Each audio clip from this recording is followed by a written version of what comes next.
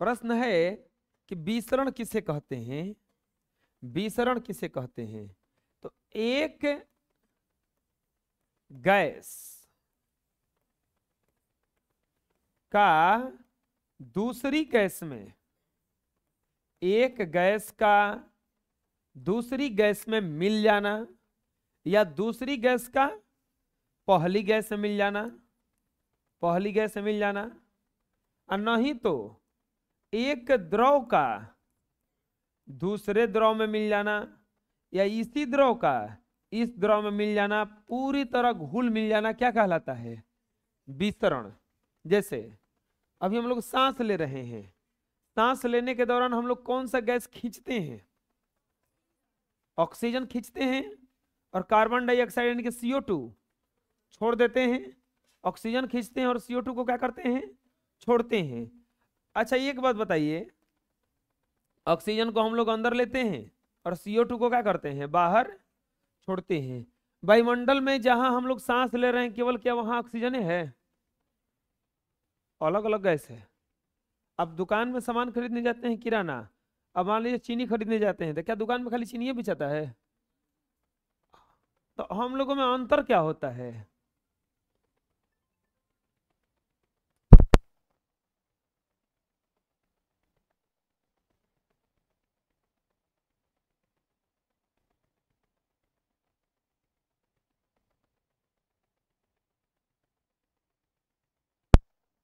हाँ, किराना दुकान में जाते हैं तो चीनी बेचता है खाली, वो नहीं, बहुत सारी चीज हमको जो जरूरत रहता है वही ना लेते हैं, छांट लेते हैं उसमें से। तो वैसे ही देखो अब होता क्या है, गैस बहुत सारा रहता है, जैसे 28% नाइट्रोजन है, 21% नाइट्रोजन है, 21% ऑक्सीजन है, 21% ऑक्सीजन है, 0.03% CO2 है। जोड़ो, 8 1 9 और 7 2 9, 99.03%, 3 को गैस मिला के है, बाकी सल्फर डाइऑक्साइड दूसरा गैस मिला करके ये 0.7% में सब भरा हुआ है, 0.97% में ये भरा हुआ है। हम लोगों के अंदर सांस के साथ ऑक्सीजन, नाइट्रोजन, CO2, SO2 सब जाता है, फेफड़ा तक जाता है। अब फेफड़ा में जाने के बाद फेफड़ा में रहता है हीमोग्लोबिन। हीमोग्लोबिन एक ऐसा चीज है जो केवल ऑक्सीजन को ही रीड कर पाता है। तो ऑक्सीजन को वो रीड कर लिया, देख लिया, जो उठाना है वो किसको उठाना है, उसको खाली ऑक्सीजन को। नाक को ये गुण उपलब्ध नहीं है कि नाक ही बहरी से छटनी कर ले, किसको गुण दिया गया है ये, अंदर में फेफड़ा में हीमोग्लोबिन को। हीमोग्लोबिन क्या करता है, ऑक्सीजन उठा लेता है, तब बाकी हई सब बचिए ना गया, नाइट्रोजन, CO2 और बाकी सब के सवा, तो ये सब गैस बाद CO2 के साथ क्या हो जाता है, फिर से बाहर रह जाता है, जिसको फेंक दिया जाता है। समझ में आ रहा है ना। तो टोटल गैस एक दूसरे से मिला हुआ है का, इसी मिलने की प्रक्रिया को क्या कहते हैं, विसरण कहते हैं। सारे वैसे गैस, या ऐसे लिख लो, सुन लो कि गैस का गैस में या द्रव का द्रव में पूरी तरह से मिल जाने की प्रक्रिया को क्या कहा जाता है, विसरण कहा जाता है। जैसे एक गैस का दूसरी गैस के साथ मिश्रित होना, अर्थात दो विभिन्न पदार्थों के कणों का एक दूसरे के साथ घुल मिल जाने की प्रक्रिया को क्या कहते हैं, विसरण। चलिए बताइए, पानी में नमक डालिएगा घुल जाएगा कि नहीं घुल जाएगा, वो घुल जाएगा, पता चलेगा कि नमक है, नहीं। पानी में चीनी डालिए, घुल जाएगा कि नहीं घुल जाएगा। तो पानी भी एक पदार्थ है ना, चीनी भी एक पदार्थ है, दोनों घुल गया, घुल गया तो क्या हो गया उसका, विसरण। क्या हो गया, विसरण। इसी प्रक्रिया को क्या कहते हैं, विसरण। अच्छा पानी में बालू डालिएगा घुलेगा, पानी में तेल डालिएगा घुलेगा, नहीं घुलेगा। वो देखे होंगे पानी में शराब डालिए घुल जाएगा, वो एक दूसरे से क्या हो जाएगा, वो मिल जाएगा। लेकिन पानी में आप तेल डालिए नहीं घुलेगा, तो वहां पे विसरण की क्रिया नहीं हुआ। जहां घुल जाएगा वहीं विसरण की क्रिया हुआ। बोलो, एक गैस का दूसरी गैस के साथ मिश्रित होना, अर्थात दो विभिन्न पदार्थों के कणों का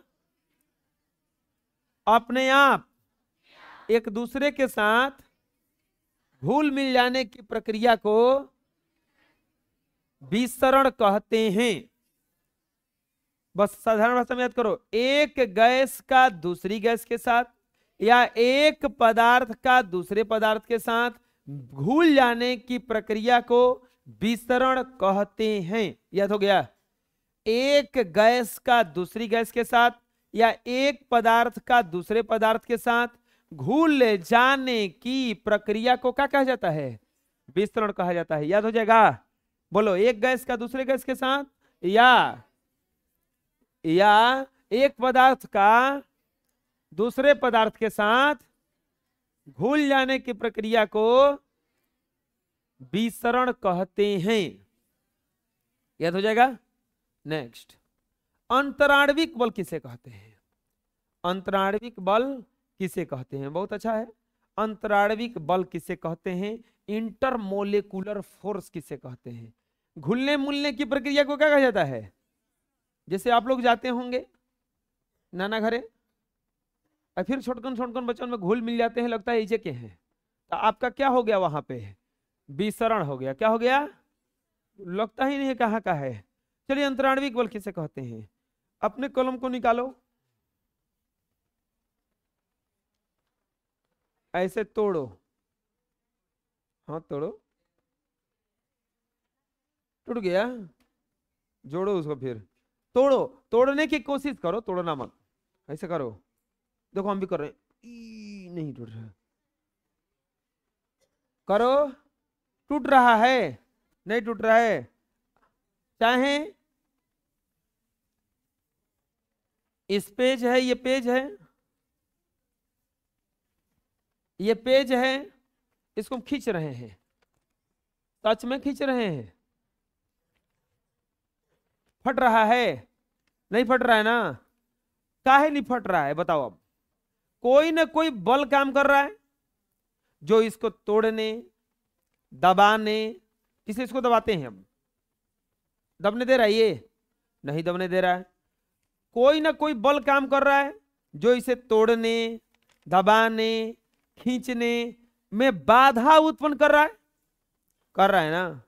कोई ना कोई बल है जो बाधा उत्पन्न कर रहा है, इसी बल को कहा जाता है अंतराण्विक।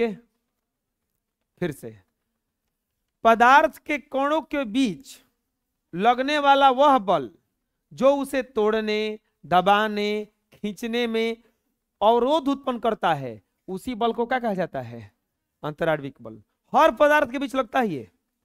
तुम कुछ ही बेंचवा तोड़ के देखो, टूट रहा है? नहीं टूट रहा। बैठे हो उस पर, हिल भी नहीं रहा है वो। इसके बाद में अब बैगिया खींच के देखो अपना, ऐसे फटेगा वो जल्दी? उतना मत खींचना, नहीं फटेगा। तो इसी चीज को क्या कहा जाता है? अंतराण्विक बल। ये किस बल के कारण बंधा हुआ है? अंतराण्विक बल। देखो, पदार्थ के कणों के बीच एक आकर्षण बल कार्य करता है। पदार्थ के कणों के बीच एक आकर्षण बल कार्य करता है जो उन्हें आपस में परस्पर बांध कर रखता है। आटा जब तक पीसा हुआ रहता है तब तक इधर उधर उड़ता है, पानी डाल के उसको सान देते हैं, उड़ेगा? अब नहीं उड़ेगा। पानी डाल के सान देगा तो उसमें उड़ेगा नहीं। अब उड़ेगा नहीं, यानी कि कोई ना कोई बल काम किया कि नहीं किया दोनों कड़े के बीच, जो उसको उड़ने नहीं दे रहा है। तो एक बल कार्य करता है जो उसे बांध कर रखता है। पदार्थ के कणों के बीच इस कार्यरत बल को क्या कहा जाता है? अंतराण्विक बल। अच्छा बताइए, हर पदार्थ का अंतराण्विक बल एक समान होगा कि अलग अलग होगा? अलग अलग होगा। अब बताओ, इस पेन का अंतराण्विक बल इस कागज का अंतराण्विक बल से ज्यादा है कि कम है? ज्यादा होगा। ठोस का अंतराण्विक बल बहुत ज्यादा होता है, द्रव का थोड़ा कम होता है, और गैस का सबसे। देखो इसको हम, अब खैर इसको तोड़े, दो कलम दो, ये देखो, ये देखो, ये अपना कलम रख देते हैं, बहुत महंगा है, दूसरे पे एक्सपेरिमेंट करते हैं। ये हमारा ही दिया हुआ होगा, ये मेरा नहीं, ये तो 1 रुपये वाला कलम है, ये नहीं देते हैं हम 5 रुपये वाला देते हैं। इसको तोड़िएगा, देखो तोड़ रहे हैं, नहीं टूटा ना? और ये देखो, इसको इसको खींचते हैं थोड़ा सा, ज्यादा बल लगाना नहीं पड़ा, और नहीं लगाना पड़ा ना। तो बताओ, ये कागज का अंतराणविक बल जो था, इसके अंतराणविक बल से कम था कि ज्यादा था? कम था। तो हर पदार्थ का जो अंतराणविक बल होता है वो अलग अलग होता है कि एक ही होता है? अलग अलग होता है। अंतराणविक बल किसको कहा जाता है? अंतराणविक बल किसको कहा जाता है? जो दो पदार्थों के बीच, कणों के बीच लगने वाले बल को क्या कहा जाता है? अंतराणविक बल। बोलो, पदार्थ के कणों के बीच एक आकर्षण बल कार्य करता है। कस के बोलो सब लोग, एक आकर्षण बल कार्य करता है जो उन्हें परस्पर बांध कर रखता है। पदार्थों के कणों के बीच इसी कार्यरत बल को अंतराणविक बल कहते हैं। अंतराणविक बल भिन्न भिन्न प्रकार के कणों के बीच भिन्न भिन्न होता है।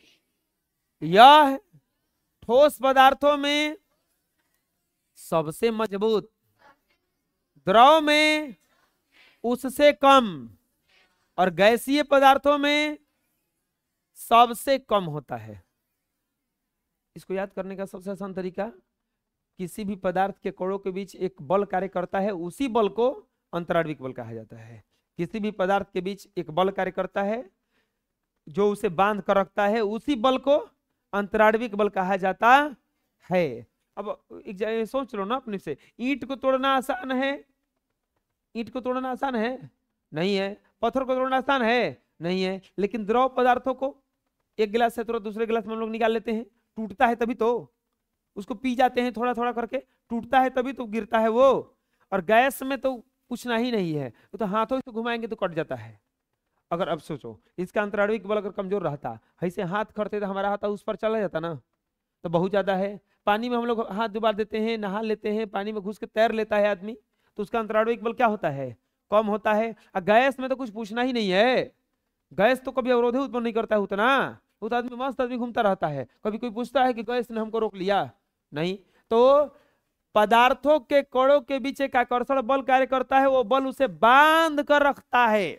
क्या करता है? उसी बल को क्या कहा जाता है? अंतराणविक बल। दो को चीज ये बताएं हम, विस्तरण, एक पदार्थ का दूसरे पदार्थ में घुल मिल जाना, एक पदार्थ का दूसरे पदार्थ में घुल मिल जाना, विस्तरण। एक पदार्थ के कणों के बीच एक बल कार्य करता है जो उसे बांध कर रखता है, उसी बल को क्या कहा जाता है? याद हो गया दोनों? अरे बोलो। नेक्स्ट, अब आता है सबसे इंपॉर्टेंट है, ठोस, द्रव और गैस में अंतर। ठोस, द्रव और गैस में अंतर बहुत आसान है लिखना, ध्यान से समझिएगा। अगर उसका देखो गुण धर्म अगर आपको याद होगा तो गूढ़े धर्म लिख देना है, 5 को अंतर लिख दीजिएगा, काफी हो जाएगा। 5 नंबर का आएगा तो 5-6 को लिख देना है, और 2 नंबर में आएगा तो बस अपन का 3-3 को लिख देना है, हो जाएगा। चलिए देखते हैं। सबसे पहले अगर देखा जाए तो ठोस का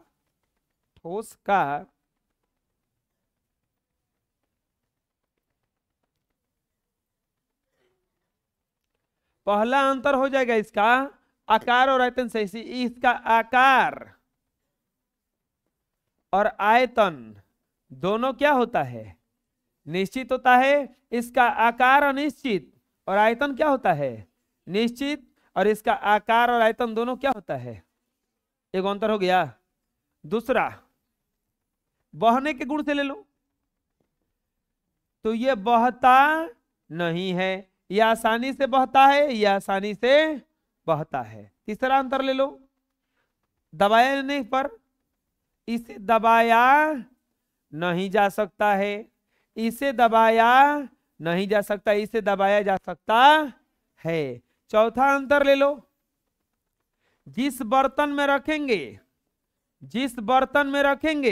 उस बर्तन को यह पूरी तरह से भरता नहीं है, यह भी पूरी तरह से भरता, यह बर्तन को क्या करता है? पूरी तरह से भर देता है। घनत्व ले लो, अब घनत्व ले लो, तो इसका घनत्व सबसे ऊंच, घनत्व सबसे ऊंच, इसका घनत्व क्या होता है? ठोस से कम। इसका घनत्व क्या होता है बच्चों? ठोस से कम। इसका घनत्व सबसे कम, सबसे कम। ऐसा समझ में? कौन अंतर हो गया? 1 2 3 4 5। अगर और अंतर बनाओगे तो इसका अंतराण्विक बल,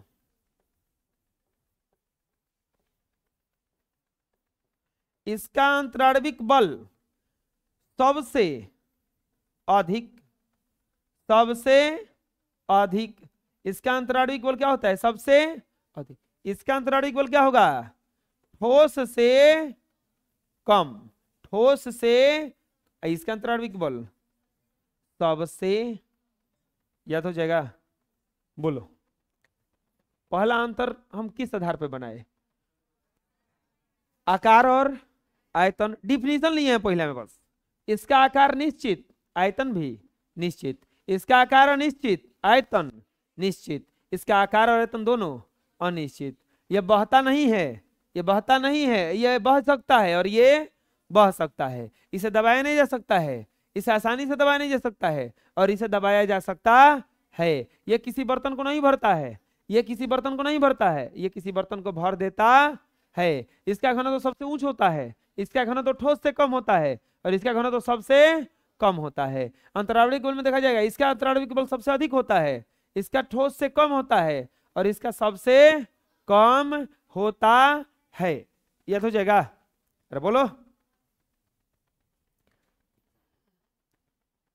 चलिए देख लेते हैं। इसमें है पहला अंतर, इसमें 5 गो है।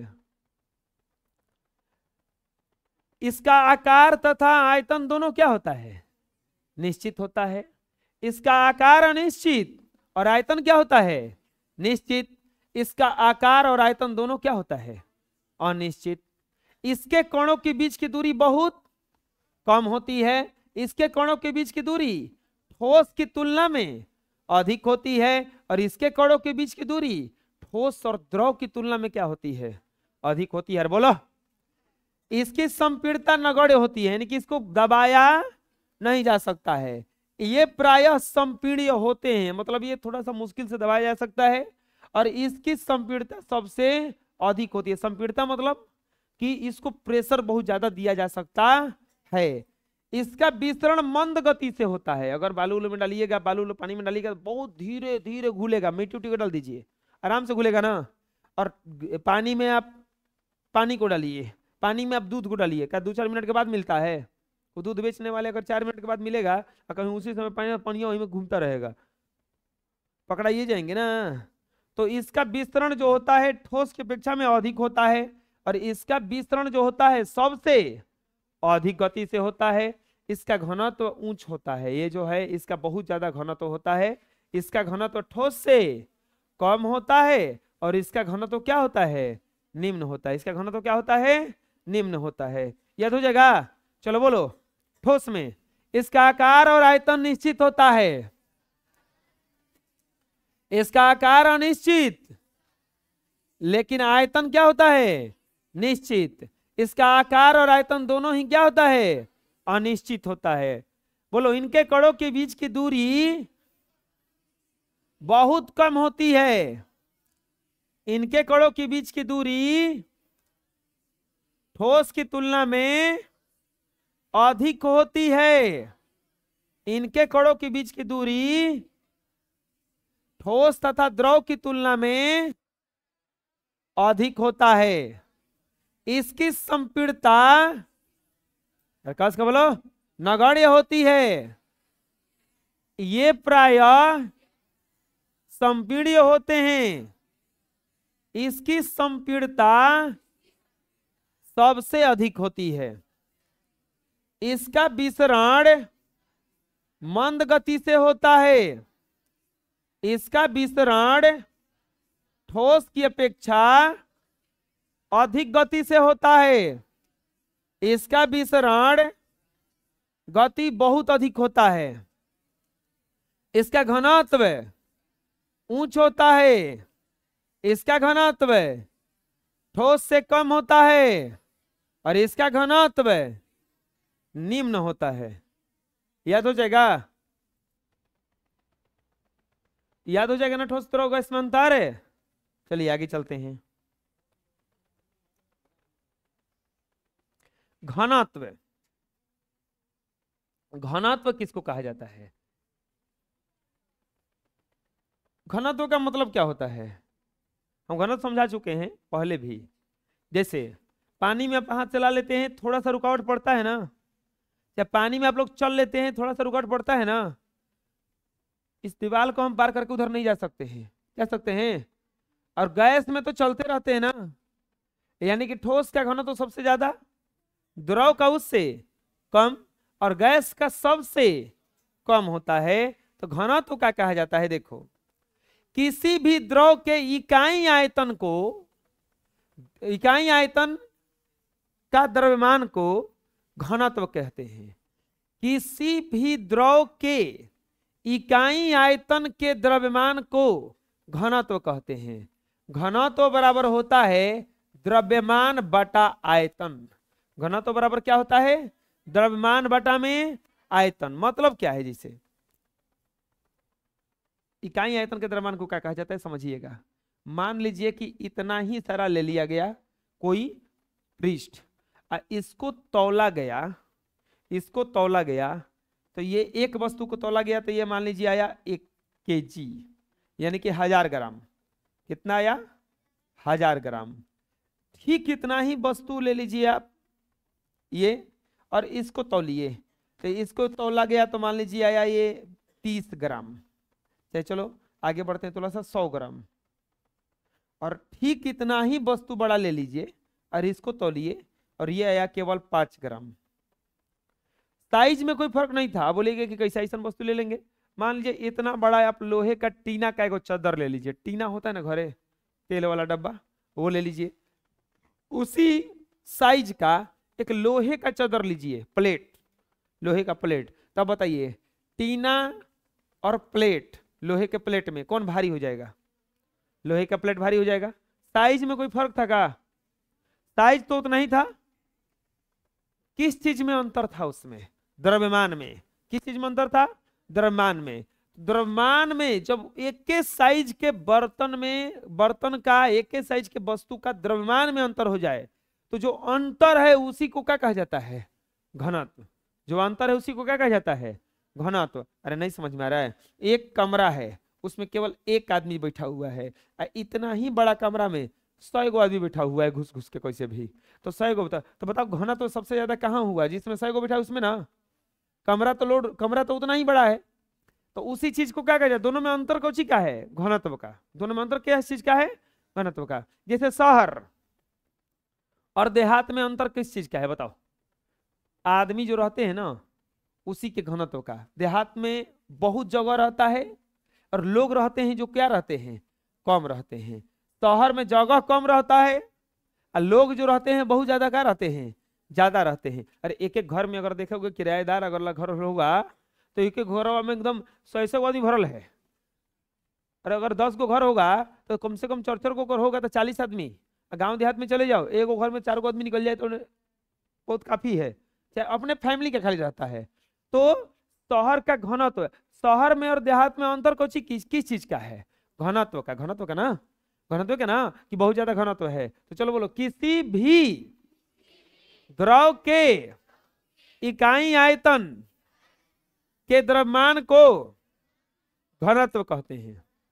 फिर से, किसी भी द्रव के इकाई आयतन के द्रव्यमान को घनत्व कहते हैं।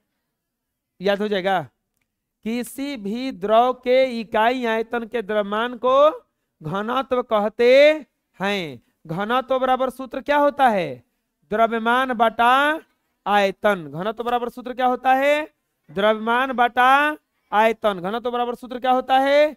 द्रव्यमान बटा आयतन। देखो यहीं पे दो चीज लाए यहाँ पे, इसमें कम है कि इसमें कम है?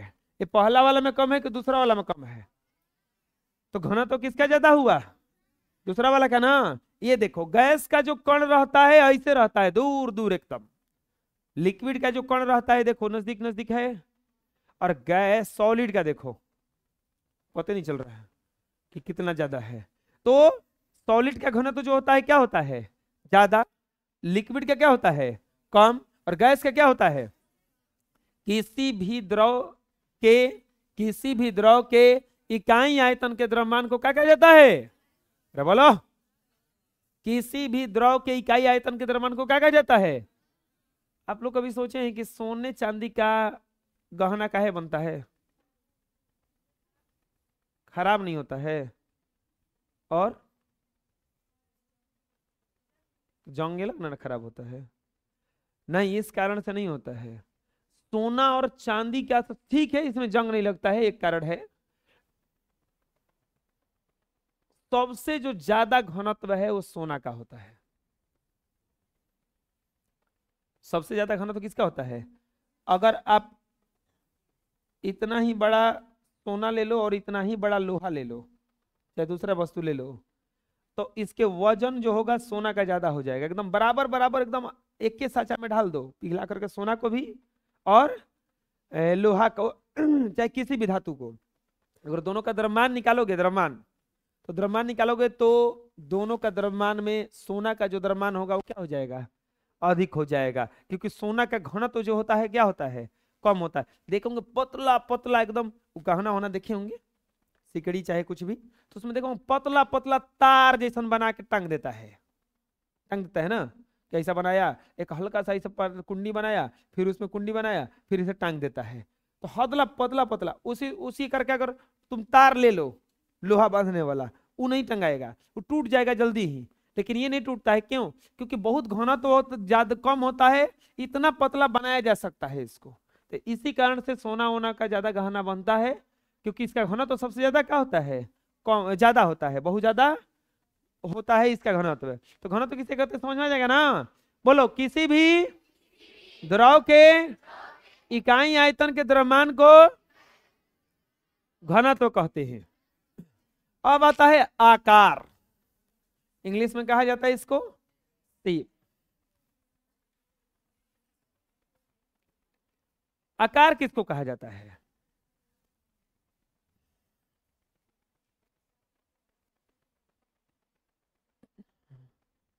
चलो देखो, ये टूल है ना,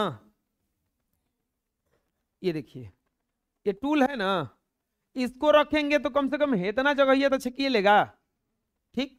अब मान लीजिए कि ये आधा किलो का होगा, चाहे 1 किलो का होगा, 1 किलो का होगा, 1 किलो का तुम बटखारा लाके रख दो कहीं, क्या एकरे बराबर जगह छकेगा, वजन में कोई अंतर नहीं था, जगह ही क्या है ज्यादा छेकाई, आकार इसका क्या है, बड़ा है। चलो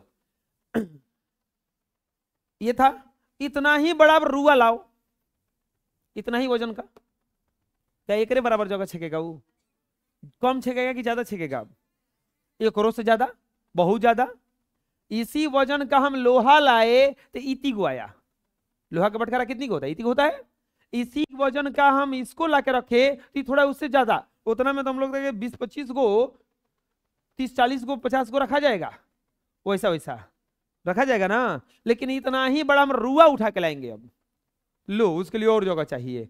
किस चीज में अंतर हो रहा है, वजन में कि जगह छेकने में, तो जो वस्तु जितना जगह छेकता है उसी को क्या कहा जाता है, उसका, याद हो गया, जो वस्तु जितना जगह छेकेगा वही क्या है, उसका आकार, जो वस्तु जितना जगह छेकता है उसी को क्या कहा जाता है, सब वस्तु का आकार एक ही जैसा नहीं होता है, क्योंकि हर वस्तु अपना अलग अलग जगह छेकता, सब कोई अपना अलग अलग जगह छेकेगा, कि सब कोई बराबर जगह छेकता है, नहीं छेकता है ना। चलिए देखिए, बहुत सारा आकार का वस्तु हो सकता है, कोई भी पदार्थ जितना जगह घेरता है, जितना जगह छेकता है उसी को क्या कहा जाता है, उसका आकार कहा जाता है। बोलो, कोई पदार्थ जितना जगह घेरता है वह उसका आकार कहलाता है।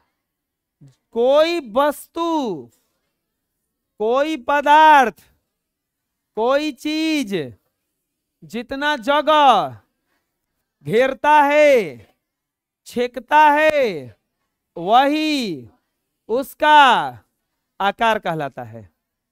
अब बताओ, ये सर्कल के आकार का है, ये ऐसा स्क्वायर के आकार का है, ये ट्रायंगल के आकार का है। इस सबको रखेंगे हम अलग अलग, तो अलग अलग जगह छेकेगा कि नहीं छेकेगा? अलग अलग जगह छेकेगा ना। अरे इसको रखेंगे तो इतना छेक लेगा, इसको रखेंगे तो चरखूट ऐसे छेकेगा, थोड़ा सा बेसी जगह छेक लिया ना। तो यही चीज क्या कहलाता है? इसका आकार कहलाता है। क्या कहलाता है? आकार। समझ में आ गया? घनत्व तो किसको कहा जाता था? प्रति इकाई आयतन में के द्रव्यमान को घनत्व। प्रति इकाई आयतन के द्रव्यमान को घनत्व। जो वस्तु जितना जगह छेकता है, जितना जगह घेरता है, उसको क्या कहा जाता है? अरे बोलो, खास के बोलो। अब आता है तरलता। तरलता, तरलता किसको कहा जाता है बताइए? पानी को गिराइए, बहेगा क्या? वो बहेगा ना। क्यों पानी बहेगा? क्योंकि द्रव है, और द्रव जो होता है वो बहता, हवा बहेगा कि नहीं बहेगा? बैलून में हवा रहता है ना, जैसे ही जन्मदिन आता है तब फोड़ते हैं हम लोग, फोड़ते हैं तो उसमें का हवा क्या होता है बताओ? बहिए ना जाता है, उसका हवा क्या होता है? बहबे न करता है। तो अब बताओ, बह गया, लेकिन आप ईंट को हिजा रख दो, 8 दिन के बाद आके देखना ईंट रहेगा? और रहेगा, क्योंकि वो बहता, ऐसा नहीं ना कि वो गायब हो जाएगा, ऐसा तो होगा नहीं। तो यानी कि जो पदार्थ, चाहे किसी भी पदार्थ के बहने के गुण को तरलता कहते हैं। जो बहने का गुण होता है उसको क्या कहा जाता है? तरलता। और जो पदार्थ बह सकता है उसे तरल पदार्थ कहते हैं। चलो बताओ, जो बहने का गुण होता है, जो बहने का गुण होता है, उस गुण को क्या कहा जाता है? अरे बोलो, तो आप लोग नहीं बोल रहे का जी? जो बहने का गुण होता है उसको क्या कहा जाता है? और जो पदार्थ बह सकता है उसे क्या कहा जाता है? तरल पदार्थ। क्या कहा जाता है उसे? तरल पदार्थ के एग्जांपल सोचो अपने से, क्या होगा? पानी, तेल, घी, हवा, तेल, बहुत सारा हो सकता है ना। बहने का जो गुण है उसको क्या कहा जाता है? बहने के गुण को तरलता, अब बहने वाले चीजों को तरल पदार्थ क्या कहा जाता है? तरल पदार्थ। याद हो जाएगा? चलिए देखिए, ये पानी देखिए, ये पानी देखिए बहता है ना। देखिए हम लोग टूर पे जाएंगे ना तो ऐसे ही जगह पर जाएंगे, ठीक है? हर साल की बात है, इस साल भी टूर जाएगा, मतलब इस साल का जाएगा। अब तो कोई दिन बचले एकरा में, अगले साल जाएगा। अब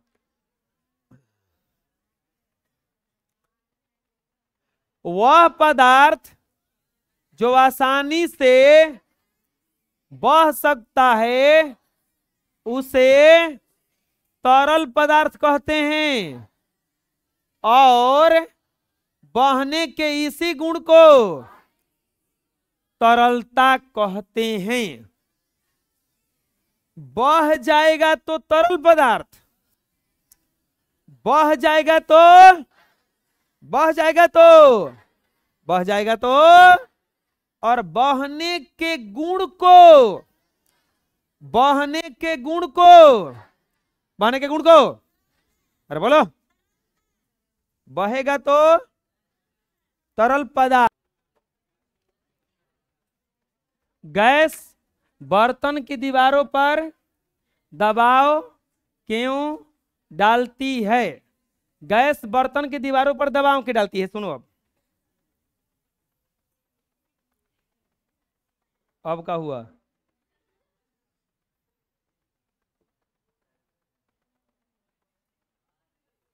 देखिए ये गैस, ये मान लीजिए बर्तन है, गैस बर्तन की दीवारों पर दबाव क्यों डालती है? बैलून जो होता है फोड़ा जाता है, कहीं भी फोड़ोगे तुरंत क्या होता है? वो फूट जाता है, और पूरा उसका हवा क्या हो जाता है? निकल जाता है। पूरा उसका हवा क्या हो जाता है? निकल जाता है। पूरा उसका हवा क्या हो जाता है? निकल जाता है। कहीं भी फोड़ोगे तो फूटेगा ना। लेकिन अगर आप बोतल में पानी ले लो, बोतल में पानी ले लो और उसको आप ऊपर में इसका छेद करो, ऊपर में, क्या पूरा पानी निकल जाएगा? नहीं निकलेगा। अब छोड़ो ना बोतल में पानी, बोतल मजबूत होता है, कोई चमकीला में पानी भरो और ऊपर में उसका छेद करो, ऊपर में, क्या पानी निकल जाएगा उसमें से? हेलो, हाँ मॉर्निंग, हाँ हाँ कोचिंग लगेगा, लगा भी है, ठीक।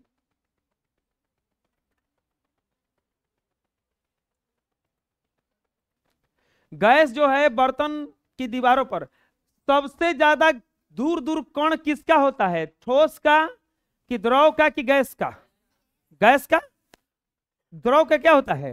नजदीक। अरे घना तो पढ़े थे आप लोग, तो देखो घना तो में क्या दिखाए थे हम, यही ना कि इसका देखो कण बहुत दूर दूर रहता है, इसका कण थोड़ा उससे नजदीक नजदीक रहता है और इसका कण सबसे नजदीक रहता है। अगर दूर दूर रहेगा, दूर दूर क्या, ये और दूर होने के लिए तत्पर भी रहता है। जैसे ये बेंच है, यहाँ पे रखा हुआ है, दीवार पे 1% भी उधर धक्का नहीं दे रहा है, नहीं दे रहा है ना। लेकिन अब पानी रखोगे तो चारों तरफ से फैलता जाएगा, वो दीवार पे जाके प्रेशर देने लगेगा। लेकिन गैसवा जो रहता है, समझ लो कि यही जे आके लगल है कि तुमको इससे प्रेशर हटा, बस वो नहीं जाए, मतलब वो हटने के लिए प्रेशर देता रहता है। क्यों? तो इसका उत्तर यही होगा कि क्यों प्रेशर देता रहता है, क्यों दबाव डालता रहता है? क्योंकि गैस के कण एक दूसरे से काफी दूरी पर होते हैं, एक दूसरे से काफी दूरी पर होते हैं और घूमते रहते हैं। इसी कारण से गैस जो है अपने बर्तन के दीवारों पर क्या देता रहता है? दबाव डालता रहता है। समझ में आया क्या कर रहे हैं हम? फिर से, गैस जो है बर्तन की दीवारों पर दबाव क्यों डालता है? गैस के कणों के बीच की दूरी बहुत अधिक रहती है और वे हवा में तैरते रहते हैं। इसी कारण से ये अपने बर्तन पर के दीवारों पर क्या करते रहते हैं? दबाव डालते रहते हैं। बर्तन के दीवारों पर क्या करते रहते हैं? दबाव डालते रहते हैं। चलिए देखिए, शायद फूट जाए। ये देखिए बैलून है, इसमें गैस भरा हुआ है ना, हवा भरा हुआ है। अब ये देखो, ये चारों तरफ से भरा हुआ है, क्योंकि अगर इसको थोड़ा सा भी फोड़ेंगे,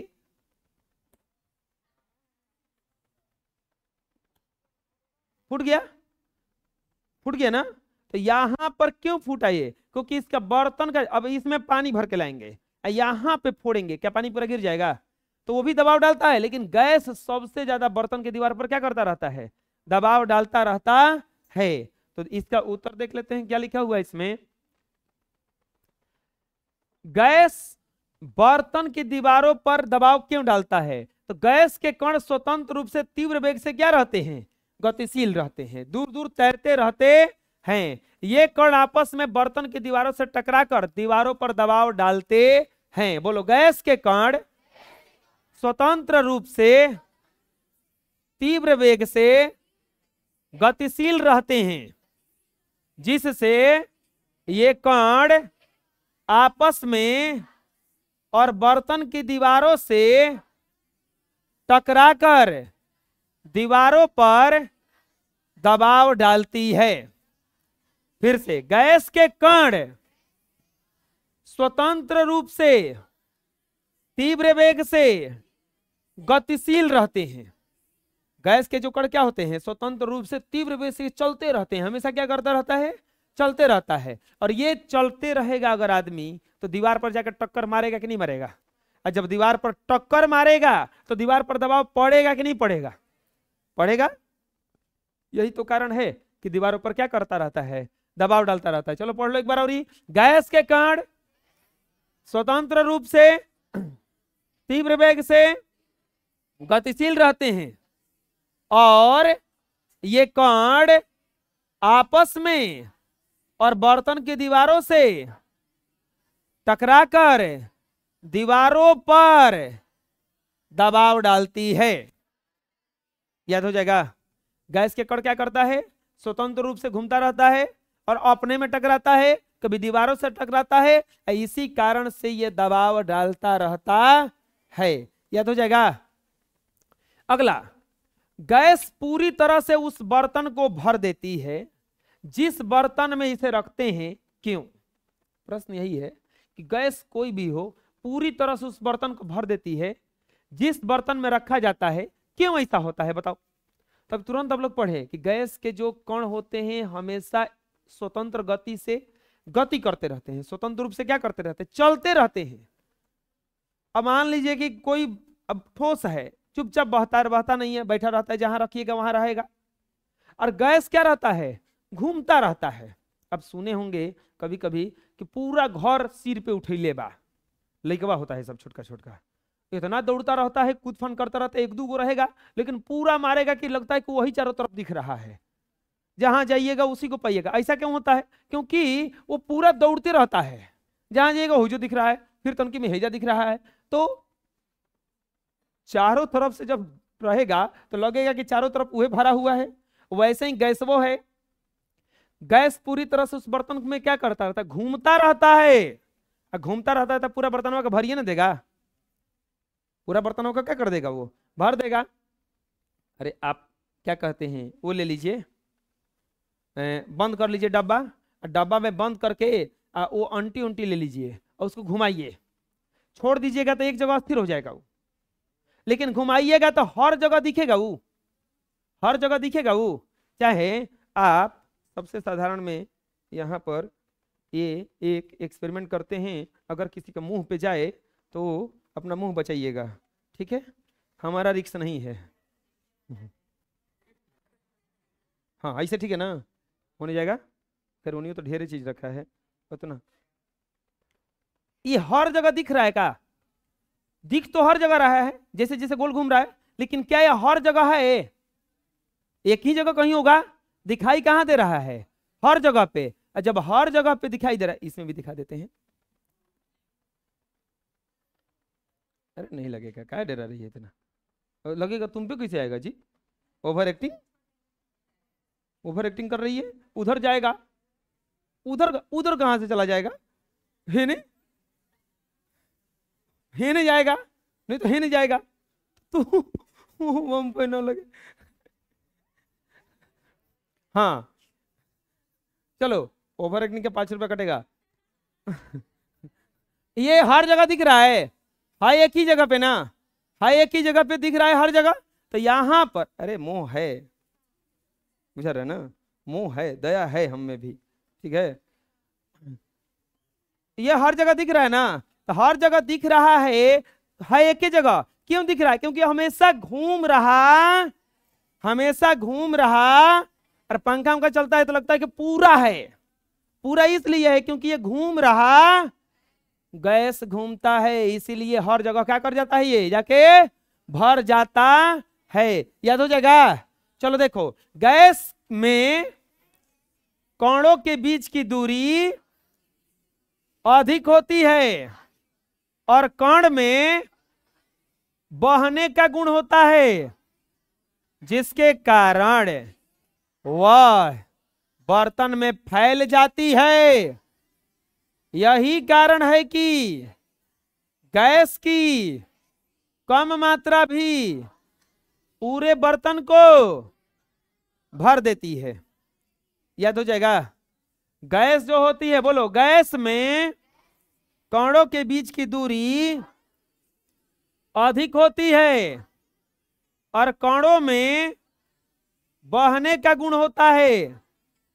यही कारण है कि गैस की कम मात्रा भी पूरे बर्तन को भर देती है।